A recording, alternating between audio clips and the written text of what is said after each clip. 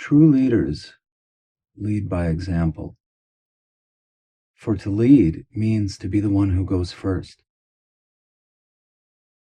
But today we see politicians and priests preaching at us from their pulpits and their podiums.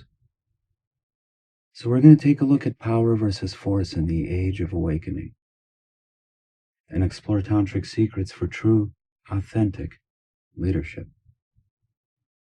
Now, whether in relationships, in business, or in politics, it certainly seems as if the world faces a crisis in leadership. But this is not a political rant. It's an initiation. It's a reclamation. We're going to show you how to step into a lineage of leadership that is rooted in alchemy, wisdom, and love. Plus, we'll look at ways of how to shift away from political identifications and back to that sacred interior authority.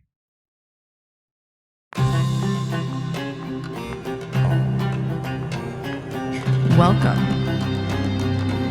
to a new paradigm, a new way of being, free from shame, self-limitation, or cultural programming. Welcome to a new you, a new world, full of endless possibilities. Welcome to your Tantric awakening.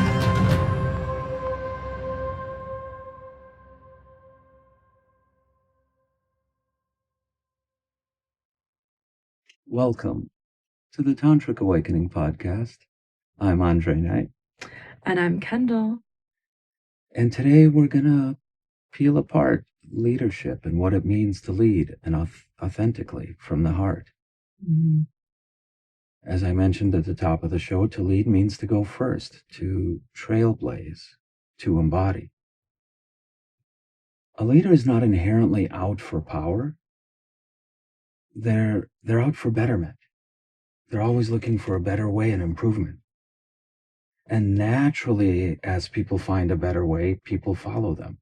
But a leader's not out for power. Versus politics. Politics comes from the Greek politikos, which means rooted in the city, ruling over the citizens. Right? And politikos operates from structures and platforms and rhetoric. And in their quest for power, this method often resorts to force. And I think that's a great place to begin our conversation, is the difference between power versus force. And there's a great book written on this subject. But basically, force takes constant effort and constant energy to sustain. And by its nature, force will always meet with resistance. So force will eventually run out of energy. But power, you don't have to do anything with. You stand in your power. Mm-hmm. It's a being, not a doing. Mm-hmm. So maybe we can begin there, because that speaks almost into like Shiva and Shakti energies as well. Mm-hmm. What's your take on it, Kendall? Yeah, absolutely. I mean, when I think about embodiment and I think about what that means, there's many layers to it, and it does come down to not only your own energy field, but your mindset and what your internal dialogue is, right? The transformation usually begins within ourselves, right? And that reveals itself outwardly, right? As within, so without. And so what comes to mind is those moments in my life where I've walked into a room and I felt my energy shift the room. And I think this is a very, very, very powerful place to be when you are just fully being yourself and your energy does shift the room. And, whether that's for empowering somebody or what we're seeing right now where people walk into rooms and it can be very discouraging, right? I think it really comes down to this connection to what we are deeply connected with, which is our energetic blueprint, right? What we are in the the solo time when we're by ourselves and we're having a conversation with ourselves is very much felt outwardly. So, yeah, I believe a leader knows this in a deep way, that when they go within themselves and they do the inner work, they do the shadow alchemy, they believe in transformation. Like, it's the natural byproduct is being a leader. Like, for example, I'm a dance teacher. I lead every week. One of the ways I lead. And because I followed and learned from leaders, from my teachers, and I learned lessons from them, whether whether they were good or bad, it's not even the point. Because I was a good student, I became a leader. And I think that's the core of a leader, is they are constantly curious. They are observing, and they're learning from experiences and from experiential moments in their life. They're able to discern their own truth amidst the noise, right? So that they can walk into that room and command the room with, and not even like that word command can have like a negative connotation, but in a sense of there's a level of respect and authority that naturally translates to the tone of the conversation. Command attention, basically. Mm-hmm. Yeah. I mean, even for me as a teacher, like, I've led groups of people into deep intimacy practices, right? Where they're vulnerable and they're nude and they're trying to deepen their confidence with their lover, right? Or lovers. And I've noticed, for example, when those moments do happen, when I've stepped into my power and I'm leading a room, and what that requires, it did start and continues to start always in my personal space. And I can absolutely say this is translated in my, teaching kids, right? Like, I know the language of those that I'm leading. It's a language, right? There's a difference between a 2-year-old, then like a 5-year-old, and then like a 7-year-old, right? And because I know the language of who I'm leading, it makes me a good leader in various ways, because I'm able to meet them where they are, which requires maturity, which requires reading the room. I've been told by people, even like employers I've had, that you're so good at reading the room. When things need to shift, you notice when someone, I mean, even this past week, I had 2 students that were crying, and I was so attuned to them and the rest of the group as well. It was just like, that to me is what a good leader is. A leader is able to hold space, delegate, and recognize the people, see the people that they're leading, like, get on their level, regardless if they're 1, 2, 3, 50, 70, it doesn't matter. Well, it's really interesting because in a lot of the situations that we deal with, what we often see is adults reconnecting with their inner child for many, possibly for their first time.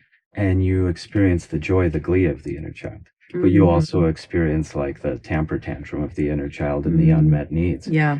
And it's very true. Like, we can look at this in the microcosm or the macrocosm in our relationships, in our bedrooms, or what about in a business setting or your peers? And then what about like the more global scale? Yeah. Right. One thing we've noticed, particularly in the relationship coaching side, is a lot of our clients, some of the communication and assumption issues they've been working on individually seem to be exactly what's playing out on the world stage. So it really is like what's within is what is without. And this is why I really believe so strongly that healing our inner wounds, healing our shadows, is the first step to creating a better world. Like, change begins from the inside, and then it radiates out. And I guess the first part of leadership is gaining leadership over yourself. And when you're not strong in your energy, the outside tends to influence the inside. And whatever's happening out here can shift you in here and often shift you off your balance. But when you do the inner, when you're solid, what you have here begins to radiate out. And this is what you were speaking into the, captivating attention, commanding attention, right? Yeah. When you're radiating, naturally that'll happen. And now cause and effect start to shift. Mm-hmm. Yeah. Like it begins in here, and when it shifts in here, it begins to shift out here. Mm-hmm. Now you're in control. Now you're in a leadership position of yourself and your destiny. Mm-hmm. Yeah, absolutely. I believe that self-leadership is self-governance is absolutely the path to remembering that you are a sovereign being, that you are a soul. Yes, we're in these human bodysuits temporarily, but we are sovereign in that we came into this time and dimension on this planet at this time in this period in order to learn lessons and in order to grow, in order to, I believe it's very much like the Matrix, to wake up inside the simulation, to then remember that you get to lead your life and make decisions.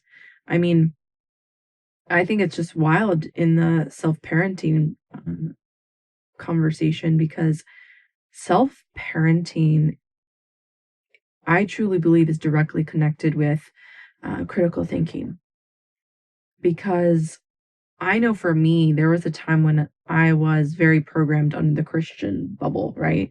I was submitting my will to this doctrine, and oftentimes I wasn't always questioning it. And when I got older and I started to want to explore my sexuality, I started to think more. I started to ask questions. And that led itself to me identifying my intuition, that like gut primal instinct, which then developed into understanding that this is the key foundation to leadership, right? I believe the best leaders are those that can lead themselves. And what I mean by leading themselves is like taking accountability, right, for their own life, receiving support, receiving the guidance of leaders, people that are at different life stages. Like, just getting to know people that are different from you is, honestly, as someone that identifies as a leader in leadership roles, getting to know people different from myself has continually nourished that part of the brain that opens more empathy and compassion and develops that critical thinking skill. And so, yeah, I really believe all these aspects really contribute to what leadership is. And the more you know yourself, the more you can essentially like translate that and guiding people closer to themselves. And there's so many multi-layered conversations to that statement, from my own dance teaching career also to like sacred sexuality and that space. But yeah. Yeah. Yeah. You really touched on a lot there. And I guess this would be a good point to mention. One thing Tantric Awakening has never been about is gaining followers. We're here to connect with the leaders. So if some of what we've been speaking about resonates with you guys, there's a link down below in the description. And please give it a click and join the re-evolution with us. Right? Or you can visit www.tantricawakening.net. And in the description, you'll also find our Instagrams and all that good stuff. And stay tuned, because we're going to discuss how you can begin to reclaim yourself. I mentioned at the start of the show, like some of these divisions that they create between us, whether they're along lines of religions or nations or sexual preferences or musical tastes or who knows what. It's divide and conquer, and they separate our energies. And that begins to speak into the inversion. Okay. And stick around, because we'll tell you how to stop identifying with these labels, you guys, and how to learn to hear your own internal sovereign voice instead. But I want to touch on this idea of inversions. You know, where now it reverses. Now, instead of empowering the people, it becomes power over people. You know, and this is the opposite of like leading from your heart or caring. And it inverts because it's like, what's in it for me? What can I get out of it? And here again, we've seen it manifest in relationships. We've seen it manifest in business, right? With companies that start to lose sight of ethics in favor of profits. And we certainly see it on the global scale. So speak into inversion a little bit, if you would. The inversion that is present. How do you see it? How do I see it? Well, and how can we notice it? What can we do about it? Right. What comes up for you? Right. When we speak into inversion? Yeah, I mean, in light of awakening, in light of like conscious awareness. Well, inversion is what I consider the underworld. It's the shadow realm, that it's basically like this hidden in plain sight. It's really in front of us, but it's hidden in that it requires us to look deeper, or for example, our subconscious to rise into conscious awareness. So right now, I mean, I'll be honest that the inversion right now is very, very clear around unhealthy masculine energy, especially in the American government. And it's really an inversion because we're seeing on such a scale that's expanded and people are being impacted all around the world. We're seeing the impact of what happens when people, a government, an administration identifies as like their slogan is "Make America Great Again," and yet what is being exercised and executed is a lack of compassion, a lack of empathy, complete disillusion to human needs and just human dignity. I mean, I can even think about what happened this past week when the government shut down, and the Republicans didn't show up in this like meeting adjourned, and it just made me realize in a deeper way what the inversion really is. Leadership shows up. Leadership, a leader, if you claim to represent a group of people, which all these representatives are here to represent a part of the country, right?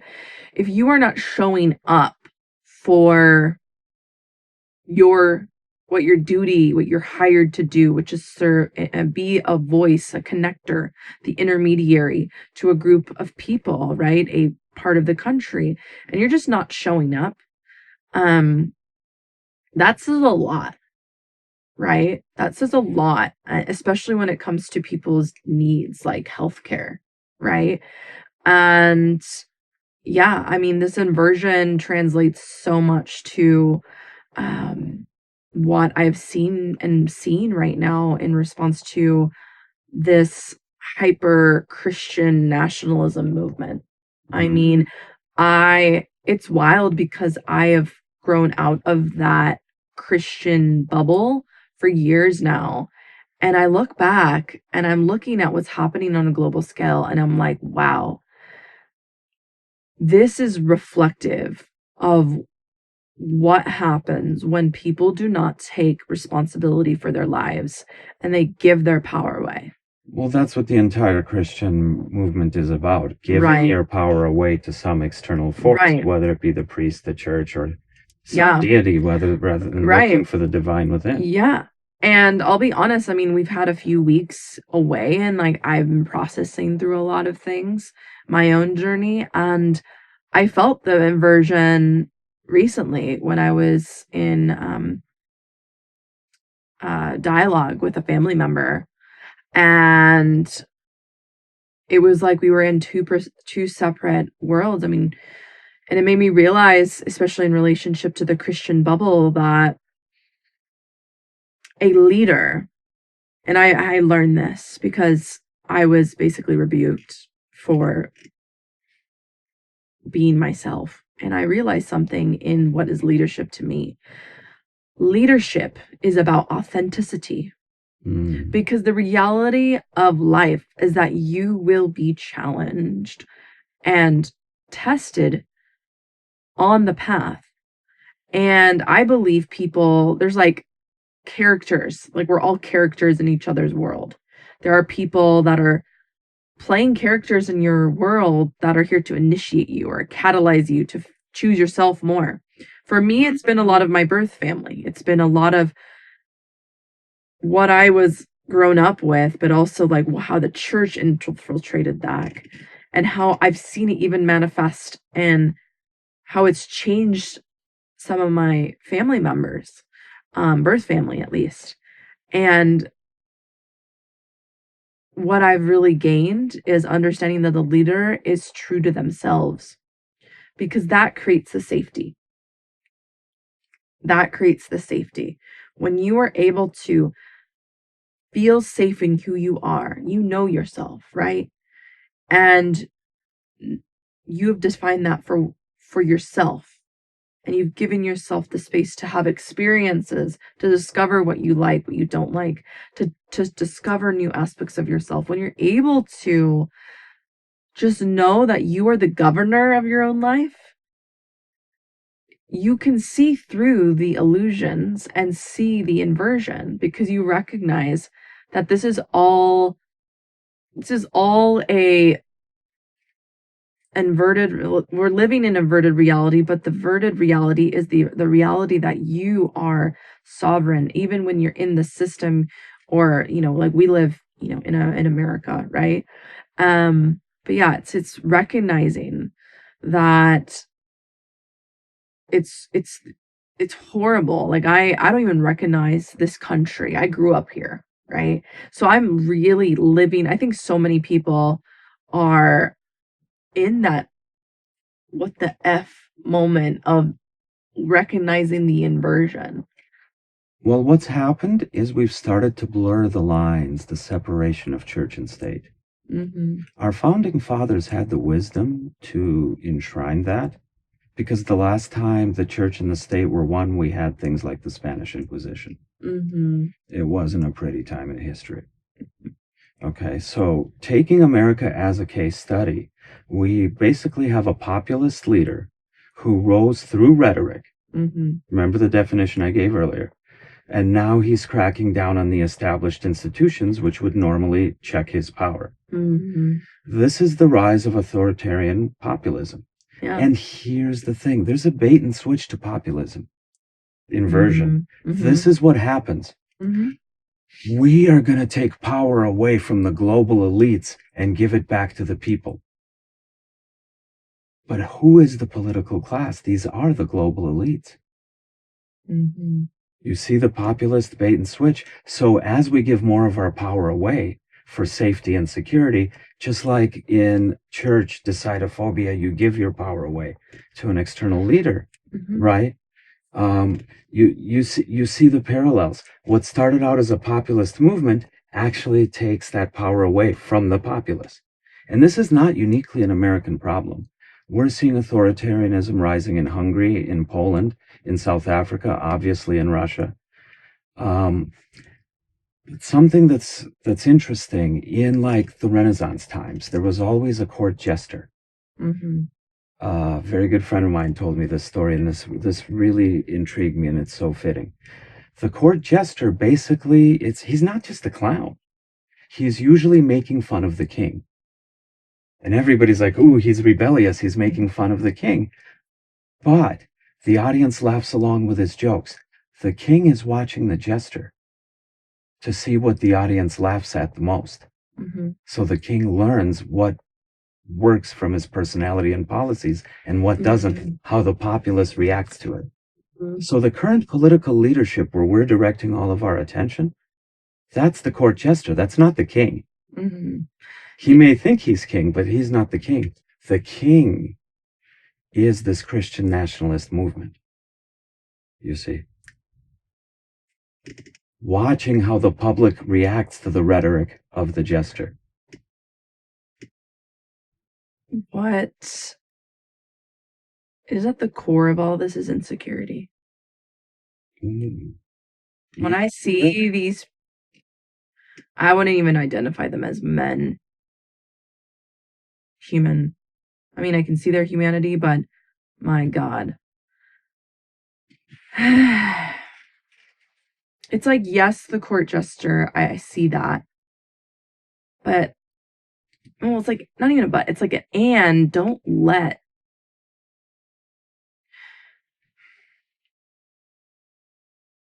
So many people are awakening to the reality that they've been played, that they've been duped, that what they thought the American dream was is like a full fucking facade.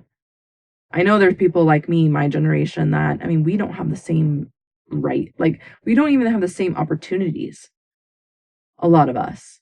That like my parents did, because inflation. Because a steak is like up 10%, like everything is so much more. And yeah, it's just.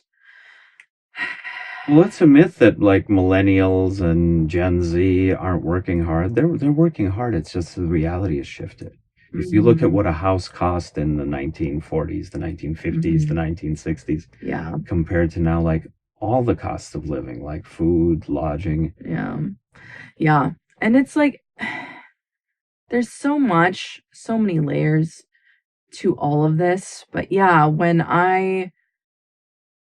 I would just even encourage anybody watching, I know for me, the biggest thing that I've been choosing to focus on is, yes, educating myself, but asking myself, how can I be love in this time?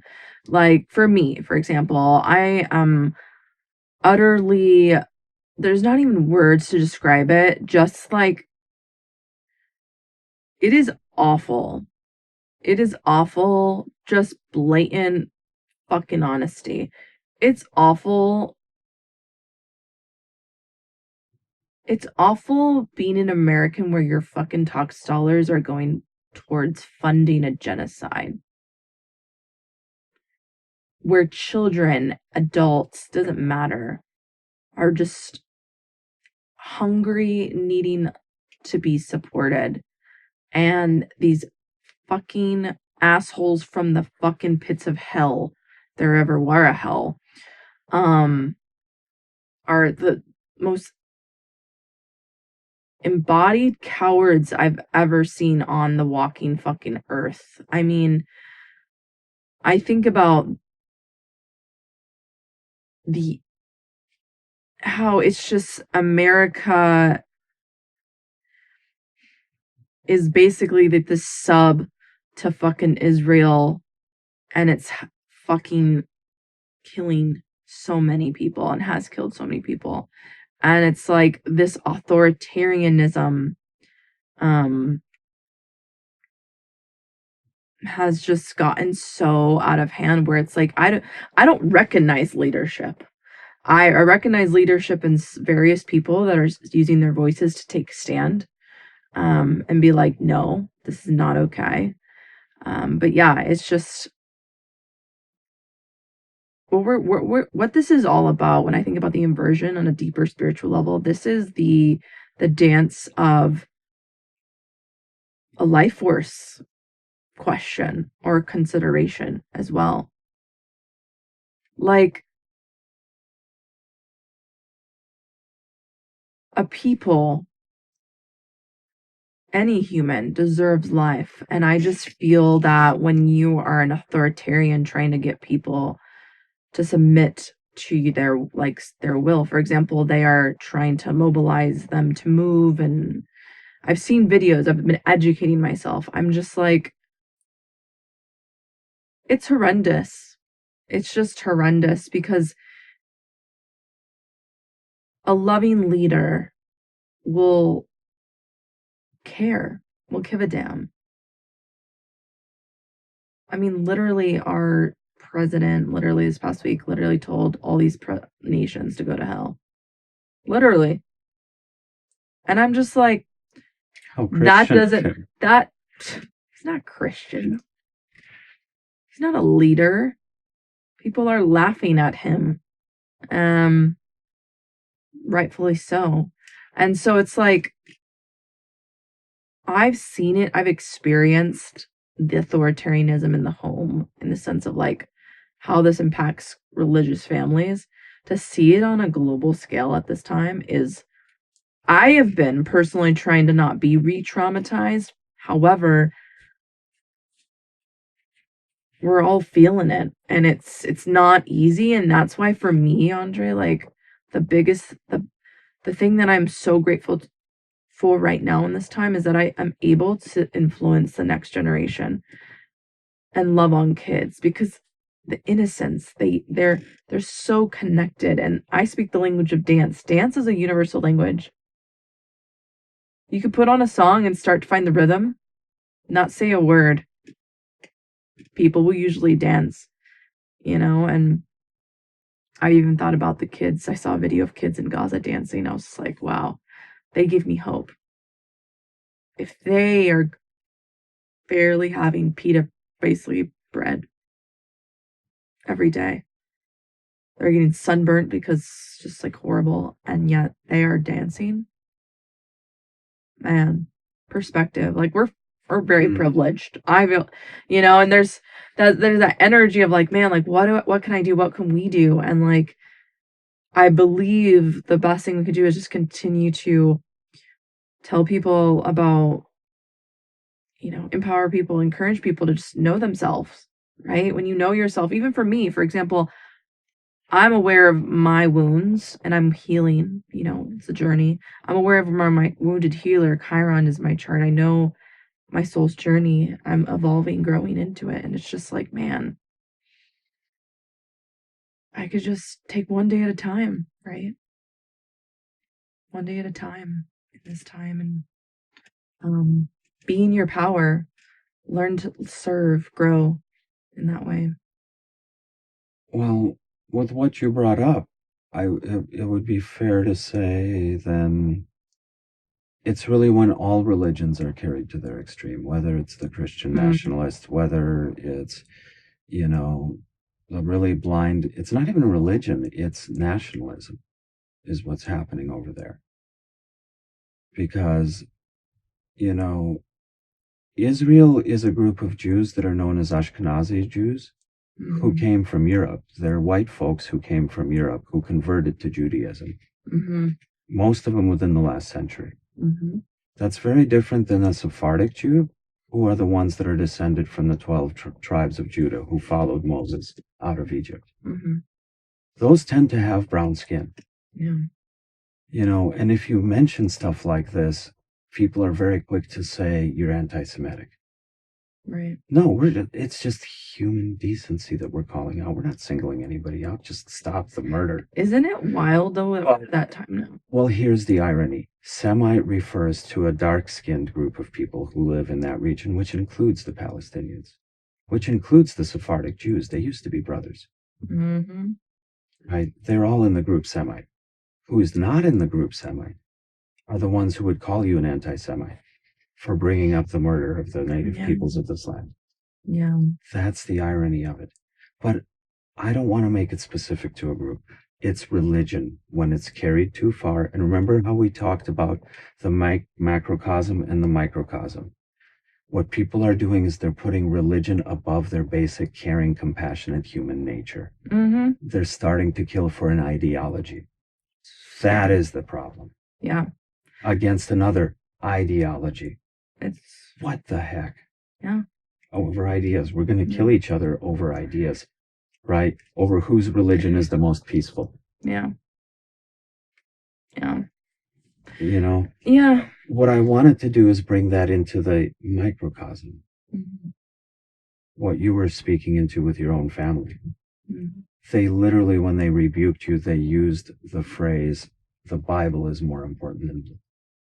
Right?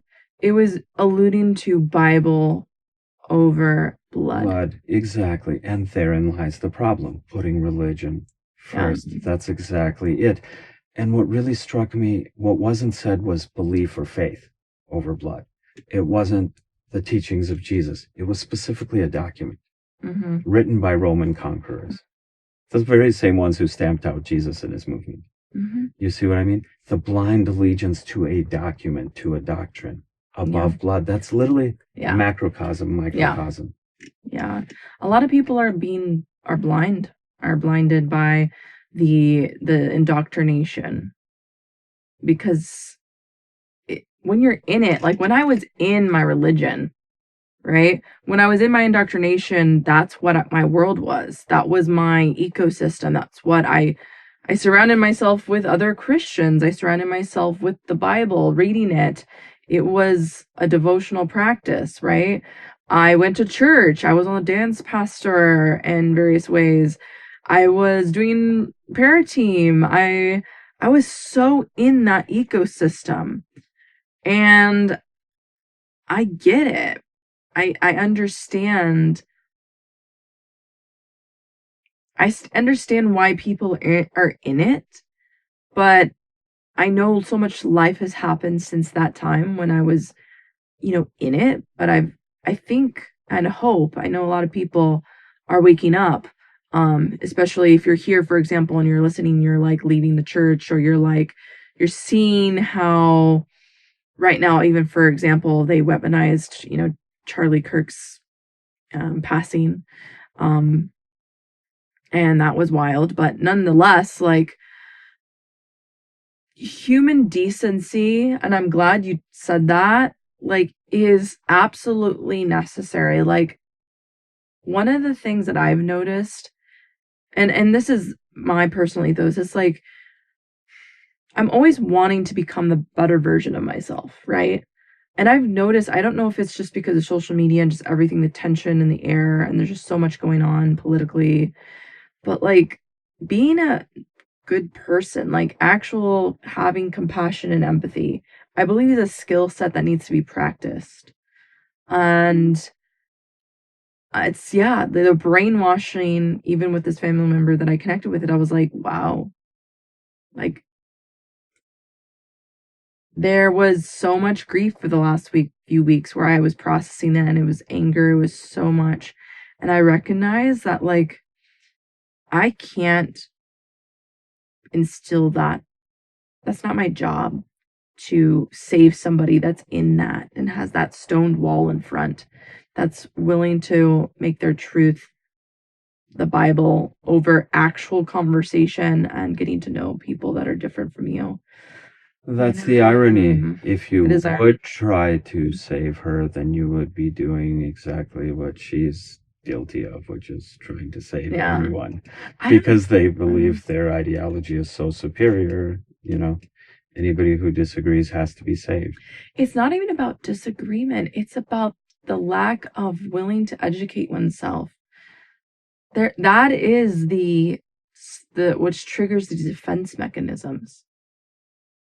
I mean, I can think about myself whenever, gosh, in our first few years of our relationship, this guy over here, like, knows so much, but you were helping me completely shatter the illusions. I was in the pit of it, felt like depression and just grief, and like my whole life was not what I knew was not what I knew. And I had to pick those pieces up like a puzzle, throw some away, throw a lot away, integrate them out of my life, be like, whoa, okay, this is, and, I was like, out with that and in with the eroticism. Whoa, what a wild journey. Even when I started utilizing psychedelics to connect my sexuality, holy moly, that helped me process all that dogma and just let it go. One day, just like, and it's just it's very effective, and it's finally, since the 1960s, like 60 years later, the psychological community and part of the medical community is finally catching on to this, and it's like, you can do in 1 or 2 sessions what used to take months, if not years, of traditional therapy. Because so many what's feeding the fucking like inversion is fear. People are afraid to be authentically themselves, because if you're authentically yourself, then what? Then you are just yourself.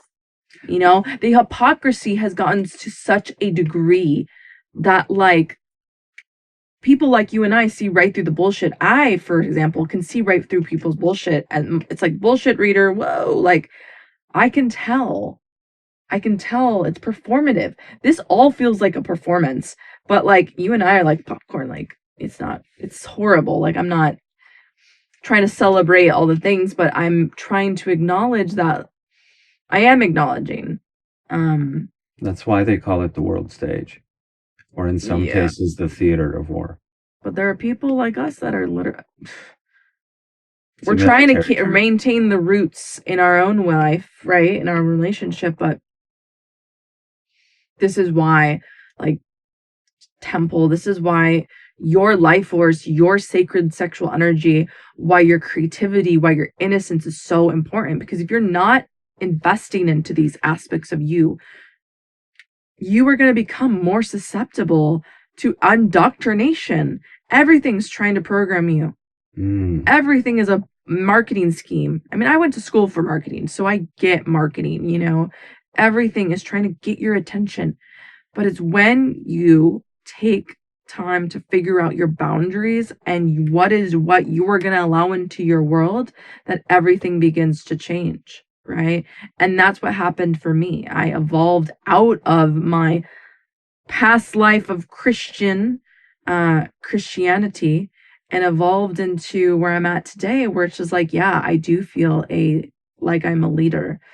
You know, I do in so many aspects, not only for children, but, you know, if you're here, for example, and you are freshly out of Christianity, or you've been out of Christianity and you're wanting to seek more, I want to encourage you to truly explore so much that you've been afraid of, right? Sexuality, taking that trip, going somewhere that you've been wanting to go, meeting people that are different from you, and allow yourself to walk that path, because in walking that path, the humanity starts to rekindle into the nervous system. And not only that, but parts of the brain start to go into there's like a nourishment activation. I'm in from like the empathogens of MDMA. MDMA truly, I believe, is one of the main reasons I am here today. And I say that boldly as someone that was like told drugs are bad growing up, you know.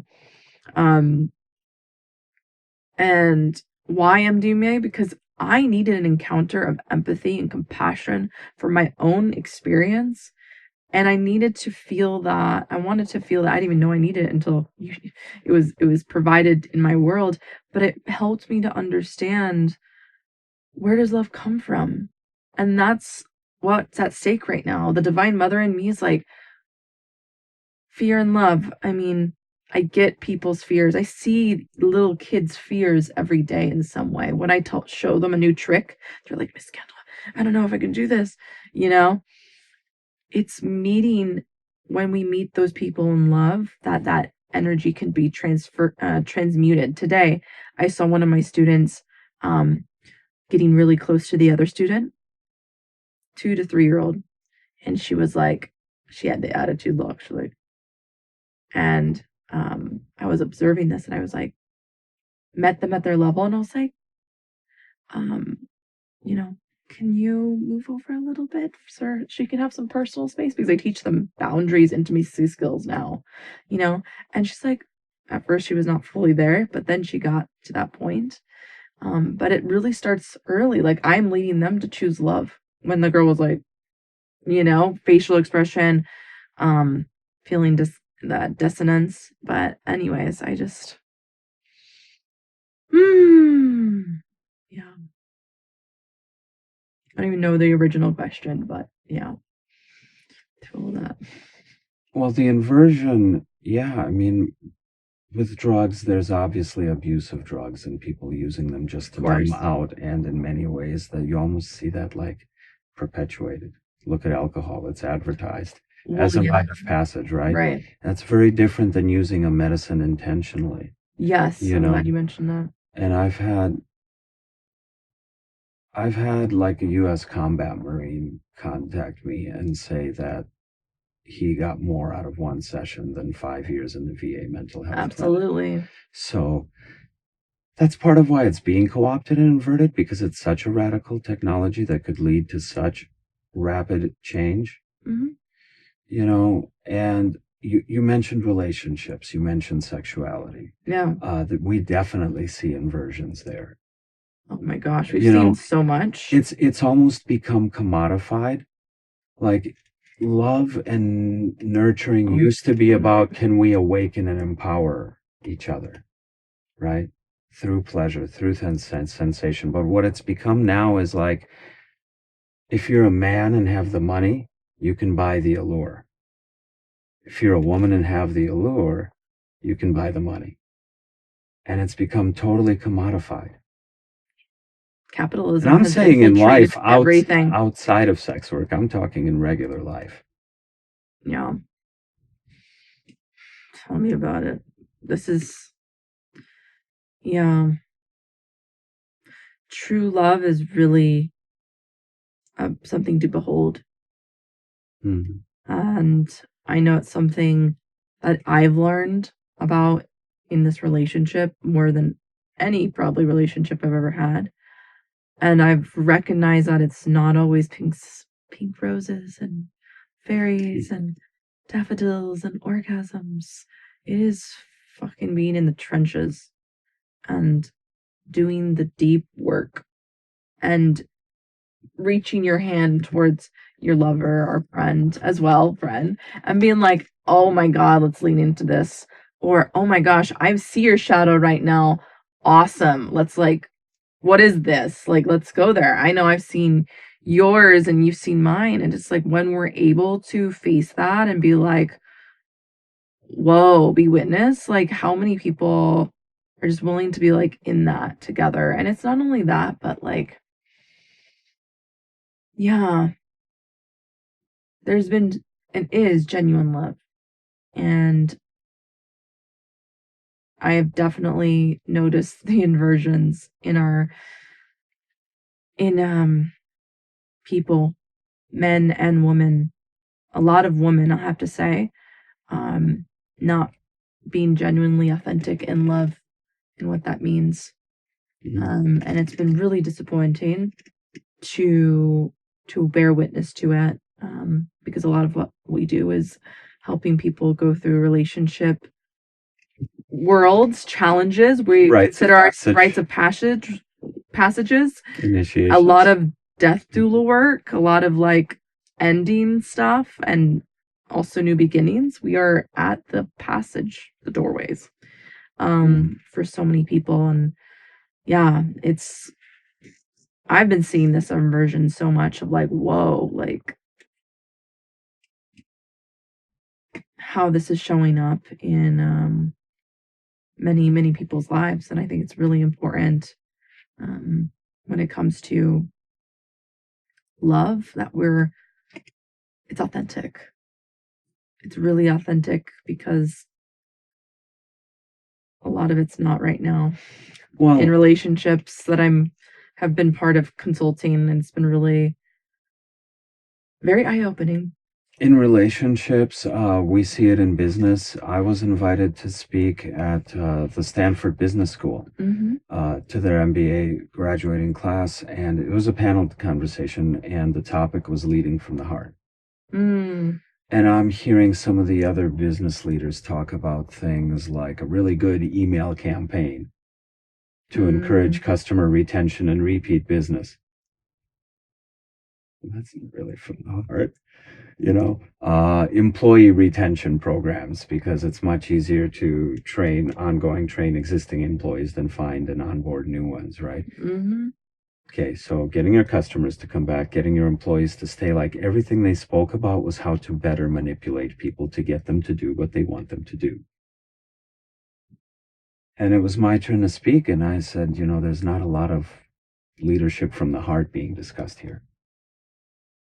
Leadership from the heart is how can the activities of my corporation benefit the community where the corporation is based, benefit the community who are its customers and clients, you know? That's heart-centered leadership. That's leading from love.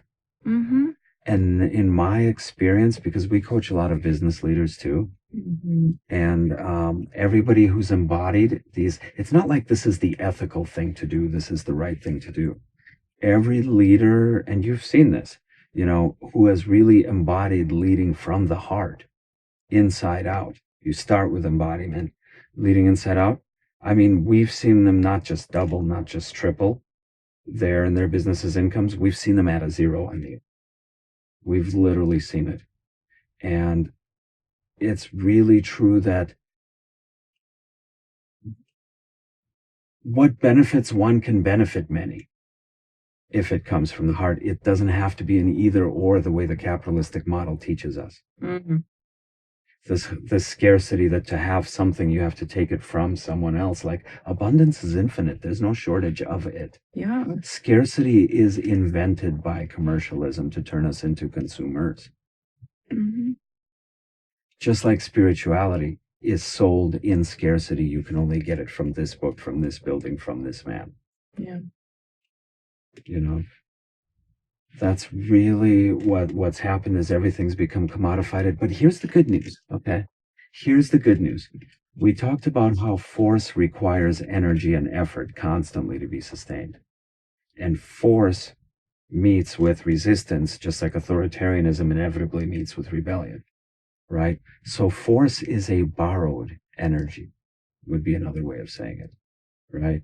Force is borrowed. It feeds on fear. It feeds on control, right? And on external structures, whereas power is sourced. And what that means is sourced, it means the power comes from within.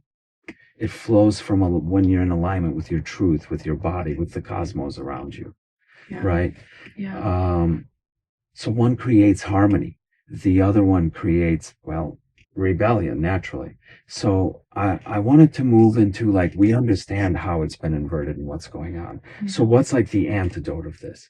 Let's talk about like some leadership activations, you know, ways we can begin to shift away from consumerist or ideological dependence or political identifications, and really to like really learning to tap into that interior authority, right?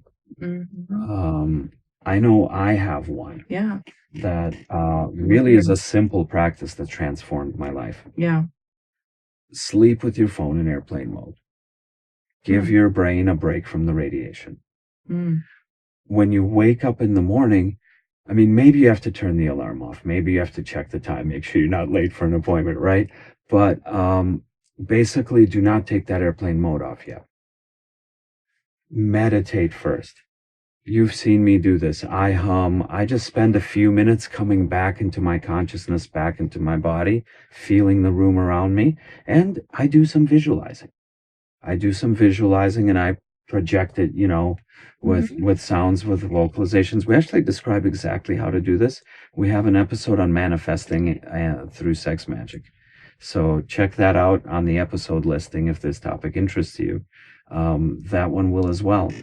But I start out with that meditation. Then I'll take my phone off airplane mode and I let the notifications come in. So it's like you connect with yourself within first before you let the outside world and its influence in, because reading something might shift your energy.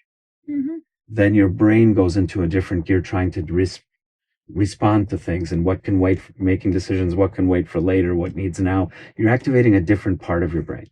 So simply connecting with yourself first, then the outside world. Like, over time, it builds a power.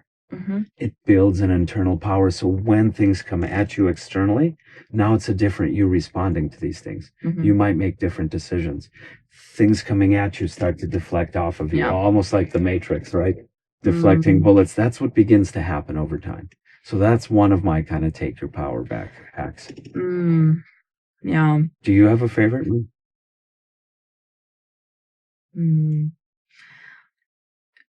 I would like to reflect a little bit about something that happened this past week that I felt was like a very powerful moment for me and kind of solidified like one of the ways the inversion can impact us, but what we can do about it. And for example, I got rear-ended this past week, and it wasn't my fault, but it led to a lot of understanding myself and how the world works in a different way. And I've been rear-ended before, but it made me realize something, that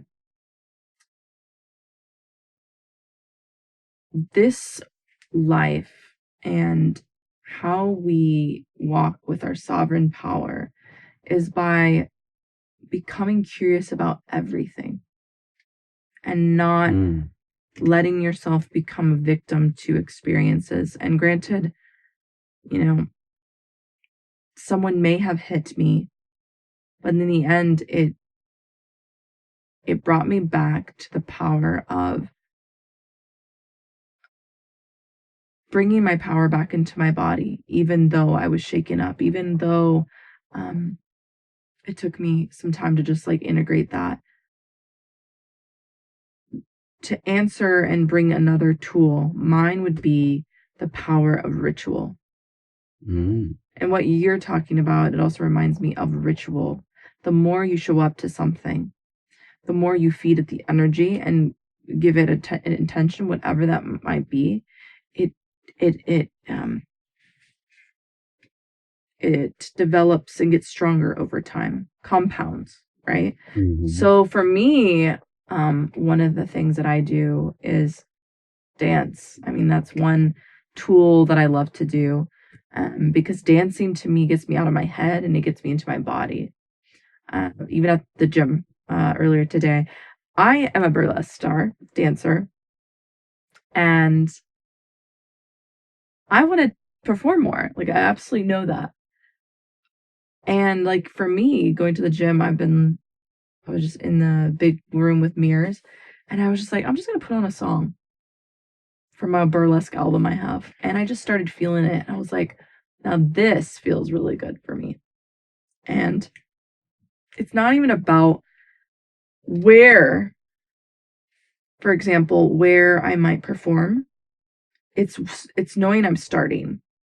And that's enough for me, because when you're able to be your own creator, when you're able to be your own muse, that is true liberation. That is true liberation to me on such a profound level. Leadership is an initiation, really. You're taking responsibility, accountability, humility, right? And yes, very much ritual, compounding power. Power is really a state of being, and you exercise being in that state is what happens through ritual. Yeah. You know, more so than a position or a title. And really, the deeper you do some of this inner work, the less outer validation becomes required. Which, I'll be honest, in my journey of that too, like, I have even learned in myself where I have allowed myself to become more at times. In this time, I think it's easy to get caught up in the energy. But when you do notice, for example, being in the space of maybe wanting external validation, to really come back to, why are you doing what you're doing? What's your personal why? Is it, well, that's it, because you're building confidence, or what is it? Because when you know your own intention of anything, just focus on whatever it is. If you are doing something because you want to feel good about your body, you're going to the gym, whatever it is. I know that's my Mars in the 6th house of Cancer. You know, Mars for me is show up for your rituals in order to love, keep yourself feeling at home in this world, because this home really is not your world. I mean, it's your home. Earth is the home for now, but yeah, showing up is half the battle sometimes. It really is. And also, it's like influence, I think it's important to make a distinction. Influence is a byproduct of resonance, not coercion. And this is not just like externally, control over other people, when you have to coerce yourself. Like seduce yourself? Well, I want to speak into like the third chakra. Like when you ask people about the third chakra and they say, oh, well, that's willpower. And you're like, well, what is willpower? It's like, well, it's forcing yourself. This is like the inversion of ritual. Well, it's forcing yourself to do something. No, forcing yourself sounds very disempowering, right? Yeah. The third chakra is about identity, about knowing yourself. Through ritual, you uncover things that you want to do it more. You're not forcing yourself. You're choosing yourself. You see, it's the power of knowing your will. Willpower is not forcing yourself to do something. So the opposite of that is resonance. This is why we often speak about things being like in alignment. Frequency. Yeah. Right. Energy. You won't have to force yourself. There will be like this force that propels you. You spring out of bed, you're excited, you're like, when you're in alignment, I guess is what I'm saying, and know when you're forcing yourself. Yeah. I can speak into that of being a human design generator. As a human design generator, I am into, it's about the gut instinct. It's like my body, my sacral chakra, is here to help me respond to life. So my job in this life is to literally follow that which lights me up. And that information that I received under the human design helped me understand that until, like, this is the challenge for me, it's about waiting. It's a lot of waiting sometimes. Like, some people are meant to like go out and find their opportunities. For a human design, for me to forward generator, the energy is towards me. So the more I'm in my energy field and radiating my light, the more I'm being seen, the more people and opportunities and energetic frequencies that are matching that will come towards me, which has been relieving ever since I learned about that. I was like, whoa, so I just need to like be in my own energy and just enjoy it and nurture it.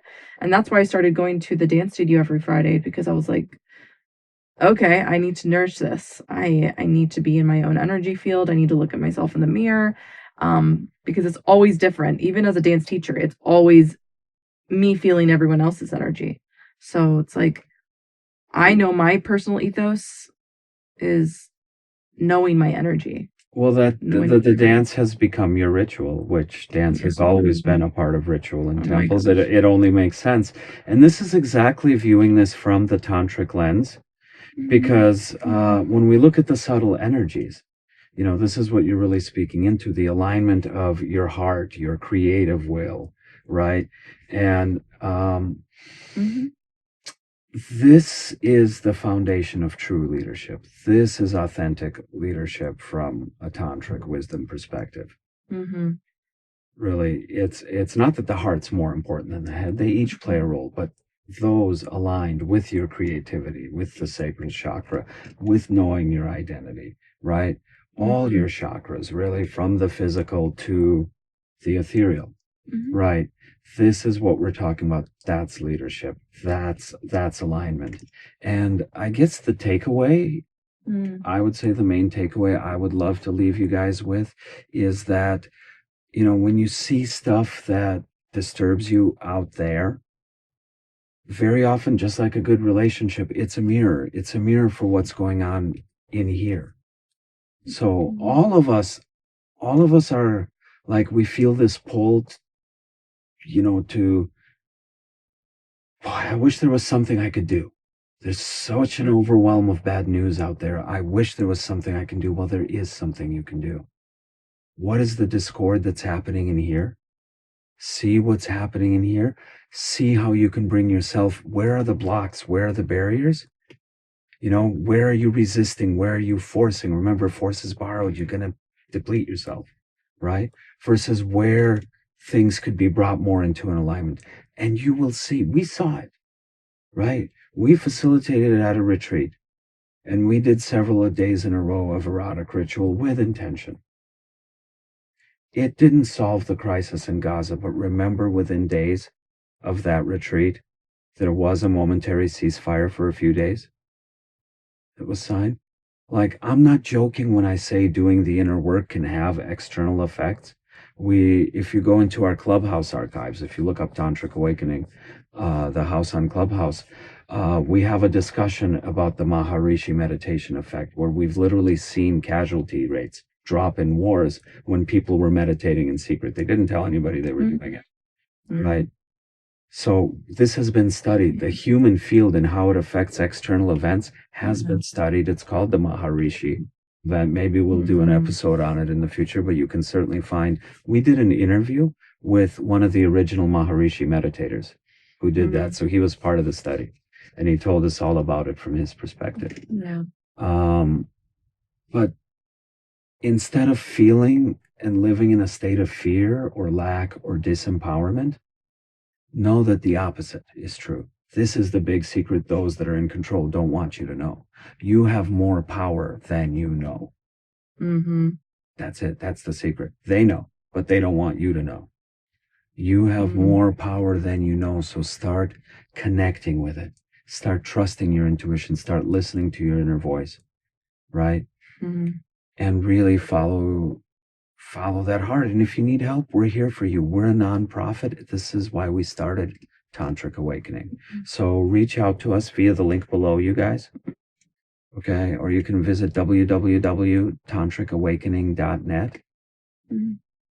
Visit us there. We'll be launching a social platform very, very soon for others like us who want to dive deeper into these topics. For now, you can join the waiting list. Please like and subscribe this channel. If this spoke to you, if this resonated, please share it with a friend or two, and please reach out. You can find Kendall on Instagram at the Tantric Mystic _. You can find me at Andre Knight Awakening. And all of those links are down below as well. And do you have any closing thoughts, takeaways you want to leave us with?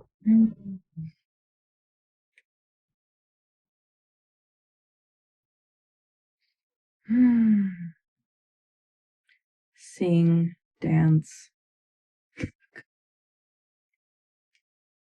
I love it. And just... It sounds way better than all that clicking stuff. Just the more you sing, I believe when you sing, you can connect to the most primal force of your own life force.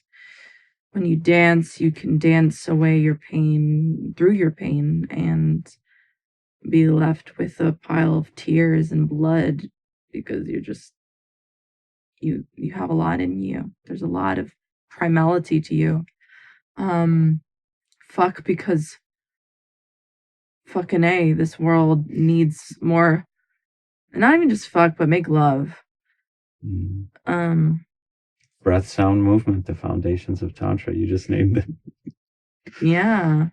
I mean, none of us are exempt from this initiation called this present moment. Fuck, like even this past week, I'm like, what the hell is going on? I think everyone's feeling that. Shadows are coming up. Shadow work's coming up. We're all being faced with a lot of our inner fucking demons that need to be integrated. People are getting hit in cars and like me, and being faced with the reality of all this. What feels like a lot of on people's minds right now. But yeah, don't forget that there's pleasure available to all of us. I would say there's pleasure in every moment. Every moment gets to be an opportunity to learn about yourself. I mean, I think about even this car accident. It brought us together. It also made me realize, like, little things like this week of you being order me like an Uber ride because I left the car keys. It was just little things like that. Like, those are little things I can be grateful for. And also just for me, I hold in my heart. I have a huge heart for kids, and being a teacher to them. And I guess for me, just sending love, encourage anyone to send love to those kids in Gaza, or what's left of Gaza. That's really important to me as a woman, because if I were there, I would be dancing. I would be hosting 5 classes a day, you know, dance movement therapy in some way. But yeah, eat, fuck, try to laugh. We go to the movies, sometimes weekly, but the movies, there's to be a revolution of movies. There haven't been, Yeah. ton of really good ones coming out. It's all horror. They want to scare you, just like the news. Well, it's because people are wanting to face their inner, like, shadows, darkness. There's an allure to it. Anyways, love you guys. I may go masturbate. No, I'm just kidding. Yeah. Love ya. Thanks for joining us, and we'll see you next time. Bye for now.